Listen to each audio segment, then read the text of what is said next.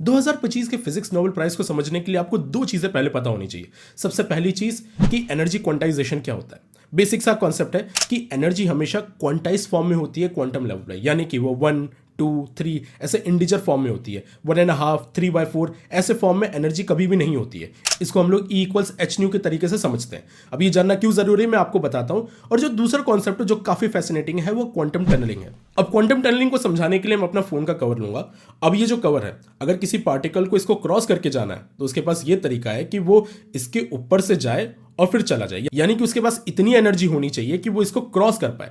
लेकिन what if उसके पास इतनी एनर्जी ना हो तो वो नहीं जा पाएगा। लेकिन क्वांटम मैकेनिक्स में हमने देखा है कि एक प्रोबेबिलिटी होती है, भले ही बहुत कम होती है, लेकिन एक प्रोबेबिलिटी ये भी होती है कि वो उसके आर पार चला जाएगा। अब आर पार कैसे जा रहा है ये एक बहुत बड़ी मिस्ट्री है। ये ऐसे चला जा रहा है एज इफ यहां पर एक टनल बन गया है, इसलिए हम लोग इसे क्वांटम टनलिंग का नाम देते हैं। इसका मतलब ये नहीं कि वहां टनल बन गया है, लेकिन ऐसा प्रतीत हो रहा है जैसे कि वहां पर टनल बन गया है। अब ये दो कॉन्सेप्ट आपको पता चल गए। अब 2025 के नोबेल प्राइज के ऊपर बात करते हैं। तो बेसिकली ये जो नोबेल लॉरियट्स इन्होंने क्या किया था कि इन्होंने जोसेफसन जंक्शन लिया था। अब ये जंक्शन क्या होता है? सुपर कंडक्टर के बारे में आपको पता होगा। ये बेसिकली वो कंडक्टर होता है जिसमें इलेक्ट्रिकल रेजिस्टेंस 0 होता है, तो यानी कि करंट स्मूथली फ्लो हो जाती है। तो इन्होंने दो सुपर कंडक्टर को लिया और उनको एक इंसुलेटर से डिवाइड कर दिया। तो ये पर्टिकुलर जो केस बन गया इसे जोसेफसन जंक्शन कहते हैं। अब होना ये चाहिए कि ये जो इलेक्ट्रॉन्स पास हो रहे हैं ये यहाँ इंसुलेटर पे आने के बाद रुकेंगे and after a certain energy ये दूसरे साइड चले जाएंगे।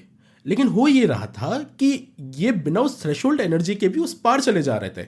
इनफैक्ट ये पूरा का पूरा एक सिस्टम की तरह बिहेव कर रहा था। ये कैसे हो सकता है? इसका एक पॉसिबल एक्सप्लेनेशन ये हो सकता है कि मे बी उस इंसुलेटर में क्वांटम टनलिंग हो रही हो, जिसकी वजह से ये सारे पार्टिकल्स बिना उतनी एनर्जी लिए दूसरे साइड जा पा रहे हो।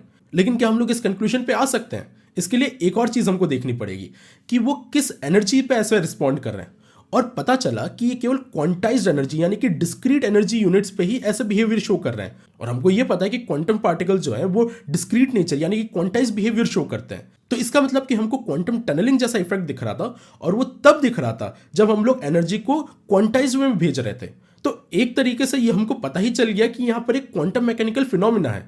बट द थिंग इज कि ये जो जंक्शन है ये तो बड़ा है, ये सर्किट तो बड़ा है, तो यहां पर क्वांटम मैकेनिकल इफेक्ट कैसे आ रहा है? ये पूरा का पूरा सिस्टम ऐसे बिहेव कर रहा है जैसे एक सिंगल क्वांटम सिस्टम है, इसलिए इसे आर्टिफिशियल एटम भी बोला जाता है।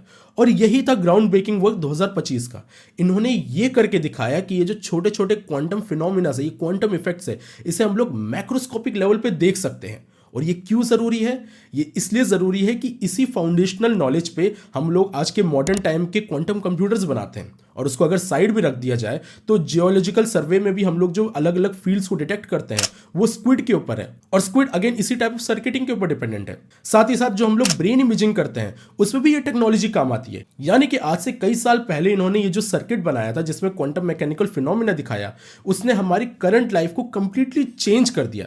ये one of those quantum mechanics का प्राइज है जिसका रियल लाइफ इंपैक्ट हम लोग अभी भी देख पा रहे हैं। शायद इसलिए ये नोबेल प्राइज इतना इंपॉर्टेंट था। अब ये जो तीनों नोबेल लॉरियट्स हैं, ये तीनों नोबेल लॉरियट्स भी आपस में रिलेटेड है, लेकिन उसके बारे में किसी और वीडियो में बात करेंगे। कमेंट करके बताइए कि इस बार के नोबेल प्राइज से आप लोग खुश हैं या नहीं है।